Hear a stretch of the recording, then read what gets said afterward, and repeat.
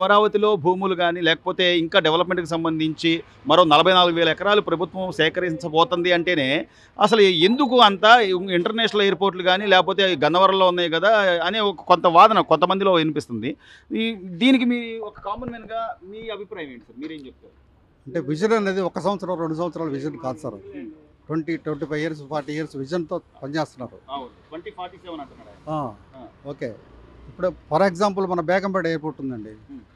Shamshabad airport లేకపోతే ఇవాళ Begumpet airport పరిస్థితి ఏంటో ఊహించుకోండి. అవును. కార్లు రోడ్డు మీద వదిలితే ఫ్లైట్లు వెళ్ళిపోతాయి. అవును. ట్రాఫిక్. హ్మ్. అలా ఉంది పరిస్థితి అక్కడ. హ్మ్. ఇప్పుడు ఒక ఒక వి విషయాన్ని, ఒక విజయాన్ని సాధించాలంటే ఒక లాంగ్ టర్మ్ ప్రణాళిక ఉండాలి. అవును. ఆ మనం ఒక సంవత్సరం ఇప్పుడు నాకు ఇబ్బంది అవుతుంది, నా కాళ్ళు నొప్పి పుడుతున్నాయి, నాకు చేతులు నొప్పి పుడుతున్నాయి, మా బిల్డింగ్ పోతుంది, మా పొలం పోతుంది అనుకుంటే కొంత కొంత ఇబ్బంది జరిగే మాట వాస్తవమే. వాస్తవం. జరగకుండా ఉండదండి. అవును. ఏ అభివృద్ధి జరగాలన్నా కూడా కొంతమంది ఇబ్బంది పడతారు. కానీ జనాలందరికీ తెల్లారేపాటికే మహాద్భుతాలు అది జరిగిపోవాలనుకుంటే ఇప్పుడు తార్ రోడ్డు వేస్తున్నారు సార్, రోడ్డు తవ్వుతారు, హ్మ్.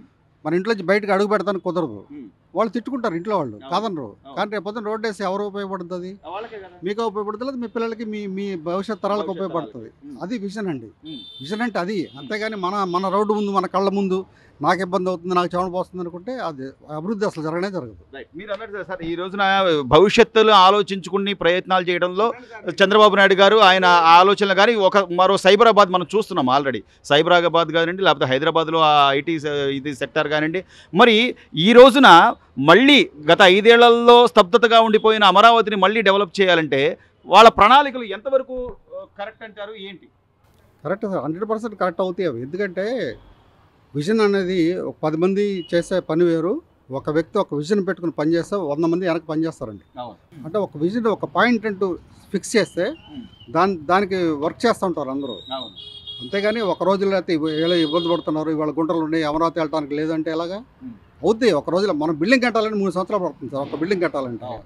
సో 1 ఇయర్‌గా చూస్తున్నారు కదా సార్ పరిపాలనలో ఏదైనా మార్పు గాని, లేకపోతే ఆయన సంక్షేమ పథకాలు ఒకవైపు, మరోవైపు అభివృద్ధి అంటూ ఈ వయసులో గూడా చంద్రబాబు నాయుడు గారు చేస్తున్న పనితీరు ఎలా ఉంది సార్? ఆయన పనితీరు ఆయన వయసుకి అసలు మనం నంబర్ లేదంటారా? లేదు. ఆయనకి నంబర్ ఏం లేదు. లేదు సార్, నిన్న కింద కూర్చొని భోంచేశారు సార్, అవును. పిల్లలతో కింద కూర్చొని భోంచేశారు. అవును.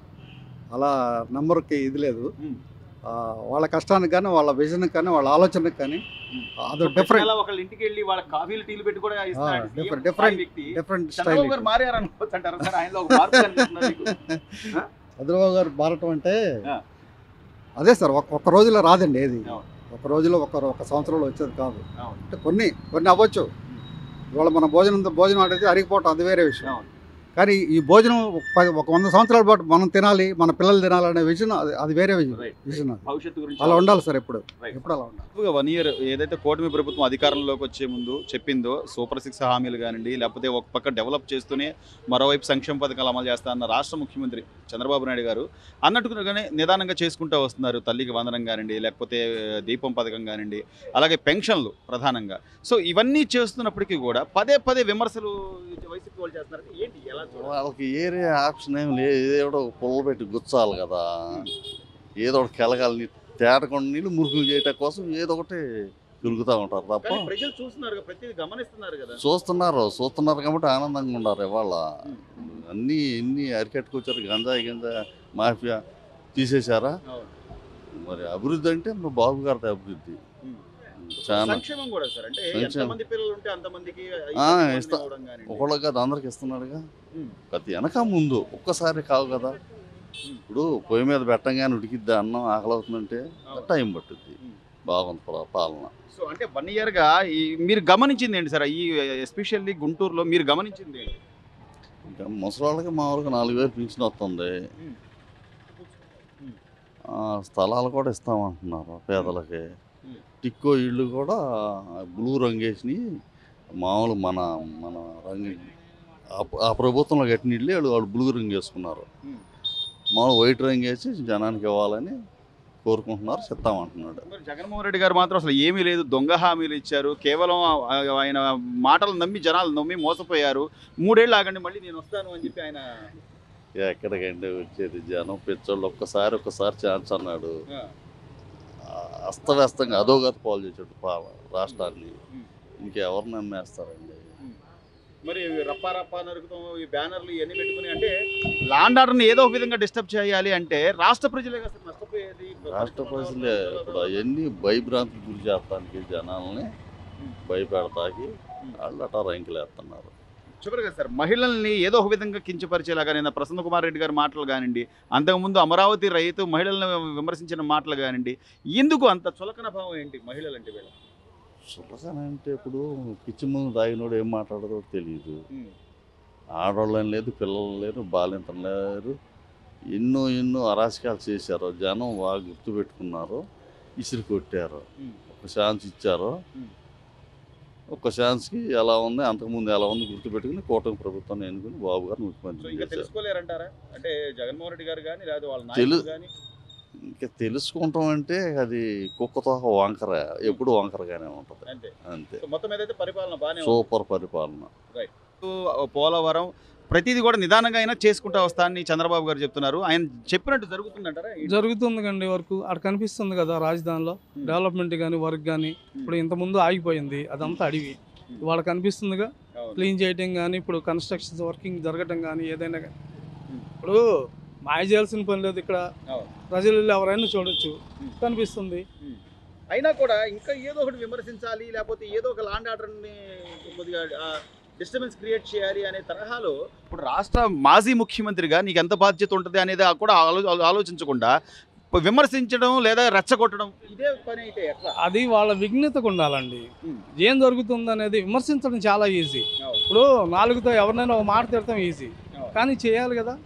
అది విమర్శ ఏముంది, ఎవరినైనా విమర్శించవచ్చు, కానీ వాస్తవం గమనించి మాట్లాడితే బాగుంటుంది. మీరు గమనించింది ఏంటి సార్ ఈ 1 year పరిపాలన? డెవలప్మెంట్ కనిపిస్తుంది. ఇప్పుడు ఒకప్పుడు రోడ్లతో జనం ఎన్ని ఇబ్బందులు పడ్డారు, అదొకటి కనిపిస్తుంది. ఫ్యాంక్షన్ వస్తుంది పిల్లలకి, విద్యాదీవన కింద. అంతకుముందు ఒకరికి తల్లికి వందనం కింద ఇంటికి ఒకరికే ఇచ్చేవాళ్ళు. ఇప్పుడు ఎంతమంది పిల్లలు ఉంటే అంతమందికి ఇస్తున్నారు కదా. మరి ఇది ఉదాహరణ ఉంది, జనాలకు తెలిసిందే కదా. అంతకుముందు ఒక్కొక్కరికే ఇచ్చారు, ఇప్పుడు ఇంట్లో ఎంతమంది పిల్లలు ఉంటే అంతమందికి ఇచ్చారు. గత 15,000 అన్నారు, 13,000 ఇస్తున్నారు. అది ఎవరి జేబులోకి వెళ్ళదు కదా, గవర్నమెంట్ సొమ్ము కదా. అలాగే దీపం కనెక్షన్ కానీ, అన్నా క్యాంటీన్లని కానీ ఇప్పుడు మీరు అన్నట్టుగా ప్రతిదీ కళ్ళ ముందు కనపడుతున్నా కూడా కాదు విమర్శించండి, లేకపోతే ఏదో ఒకటి రెచ్చగొట్టండి, ఆ బారికేడ్లు ఎత్తేయండి. ఇప్పుడు అంబటి రాంబాబు గారు లేకపోతే వాళ్ళంతా కూడా మాజీ మంత్రులే, అయినా కూడా ఈ తరహా ప్రవర్తన ఎలా చూడాలి? అది వాళ్ళ విఘ్నతకు ఉండాలి సార్. ఇది వాస్తవా కాదా? విమర్శ చేయటం ఏముందండి, బాధ్యత ఉండాలి కదా. ఇప్పుడు ఒక ప్రతిపక్ష నాయకుడు అనేది ఒక హోదా ఉంది. రాజశేఖర రెడ్డి గారు చేశారుగా ప్రతిపక్ష నాయకుడిగా, చేయలేదా? పివి నరసింహరావు గారు హోమ్ సెంట్రల్లో చేయలేదా? వాళ్ళ విమర్శ ఎలా ఉండేది, ఇవాళ విమర్శలు ఎలా ఉన్నాయి, అది తెలుసుకోవాలి. నాయకత్వం అనేది ఎలా ఉండాలంటే విమర్శ అనేది సదుద్దేశం ఉండాలి, ఒక మంచి చేయాలనే ప్రజలకు ఆలోచనతో ఉండాలి తప్పితే ఉంది విమర్శిద్దామని అనుకుంటే అది కరెక్ట్ కాదు కదా. దానికే కదా ఇప్పుడు ఇవాళ జరిగిన పరిణామం వాళ్ళకి అర్థమవుతుంది కదా. దానికి తోడు పదే మహిళల్ని విమర్శించడం, ఈరోజు నల్లపురెడ్డి ప్రసన్న కుమార్ రెడ్డి గారు ఆయన విమర్శించడం కానివ్వండి, అంతకుముందు అమరావతి మహిళలంతా అసలు అక్కడంతా వేసీలే ఉంటారని వాళ్ళు ప్రస్తావించడం కానివ్వండి, ఏంటి సార్ ఈ ఇప్పుడు కించపరిచే విధానం? ఒక సామెత ఉంది, నోరా ఒంటికి చేదే అని. అలాగే జరిగింది కదా, ప్రజలు చూపించారు కదా. మనం ఏం చేస్తామో తిరిగి ప్రజలు మనకు అది ఇచ్చారు. మంచి చేస్తే మంచి ఇచ్చేవాళ్ళు, చేయలేదు కాబట్టి ఇది ఇచ్చారు. 11 ఎందుకు ఇచ్చారు, ఇందుకే ఇచ్చారు. ఎప్పుడు విమర్శించాలా, కానీ సదుద్దేశం ఉండాలి, మంచి ఆలోచన ఉండాలా, ఒక డెవలప్మెంట్కి ఉపయోగపడేటట్టు ఉండాలి. ప్రభుత్వంలో తప్పును ఎత్తి చూపించండి, అంతేగాని విమర్శిస్తే ఏముందండి. నోరు వల్ల దానివల్ల నష్టపోయింది ఎవరు? మీరే. ఎస్పెషల్లీ ప్రజలు గమనిస్తుంది ఏంటంటే ఈ 1 year పరిపాలనలో రాష్ట్ర ముఖ్యమంత్రి గారు నేరుగా లబ్ధిదారుడింటికి వెళ్ళి వాళ్ళ కాఫీ టీలు పెట్టి ఇవ్వడం కానివ్వండి, లేదా వాళ్ళతో మంచి చెడు మాట్లాడడం కానివ్వండి, లేదా ప్రతి ఎమ్మెల్యే ఎంపీలతో సహా ప్రజలతో మమేకం అవడం, ప్రజా దర్బారాన్ని కార్యక్రమాలు కానివ్వండి, ఇవన్నీ పెడుతుంటున్నారంటే గత 5 ఏళ్లలో జగన్మోహన్ రెడ్డి గారు మాత్రం ఎందుకని ప్రజల్లో ఉండలేకపోయాడు అంటారు? ఆయన ప్రజల్లో నుంచి వచ్చినప్పుడు ప్రజల్లోకి వెళ్ళలేకపోయాడు. మరి ఆయన భయం కావచ్చు, లేకపోతే ఇంకేదైనా కావచ్చు. ఇప్పుడు అదే ఉంటే వాళ్ళు ఆయనకి ఇది ఉండదుగా. వాస్తవాన్ని గమనించరు ఎందుకని. ఇప్పుడు పార్టీ అంటున్నారు, పార్టీలో ఏది నాయకత్వం, ఏది ఒక మంచి మాటలు మాట్లాడే వాళ్ళు ఎంతమంది ఉన్నారు? రాజకీయం అంటే విమర్శించడం, రాళ్ళు వేయటము, ఇష్టం నోటికి ఏదో వస్తే అది మాట్లాడతాం కాదుగా. మనం ఏం మాట్లాడుతున్నాం అదే ప్రజలు గమనిస్తున్నారు అనేది ఒకటి తెలుసుకోవాలి. తెలుసుకుంటే ప్రతిపక్షం ఎప్పుడు హోదాగానే ఉంటుంది. మరి అది మీరు పోగొట్టుకున్నారు కదా. సో చివరిగా సార్ మీ కాన్స్టిట్యున్సీకి సంబంధించి ఇక్కడ ఎంపీగా చంద్రశేఖర్ గారు కానీ, ఎమ్మెల్యేగా మాధవి గారు కానీ ఎట్లా ఉంది సార్ వాళ్ళ పనితీరు? వాళ్ళిద్దరిది సూపర్గా ఉందండి, కాంబినేషన్ బాగుంది, ఒకరికొకరు అండర్స్టాండింగ్ ఉన్నారు. చంద్రశేఖర్ గారు ఎన్నో సంవత్సరాల నుంచి ఆగిపోయిన మన శంకరాల ఫ్లైఓవర్ కానీ, ఇప్పుడు రోడ్లు కానీ, ఈ అండర్ గ్రౌండ్ బ్రిడ్జెస్ కానీ అన్నిటినీ వస్తున్నారు. వస్తున్నారు, ప్రజల దగ్గరికి వస్తున్నారు, తెలుసుకుంటున్నారు, చేస్తున్నారు, వెళ్తున్నారు. సో ప్రజలైతే క్లారిటీగానే ఉన్నారు. మరి అభివృద్ధి జరుగుతుందా? అభివృద్ధి జరుగుతుంది, కనిపిస్తుంది కదా సార్. ఇప్పుడు చూడండి, ఎవరు ఏది చేయరుగా అవును. కనిపిస్తుంది కాబట్టి చేస్తున్నారు. Please subscribe to Leo News for more videos.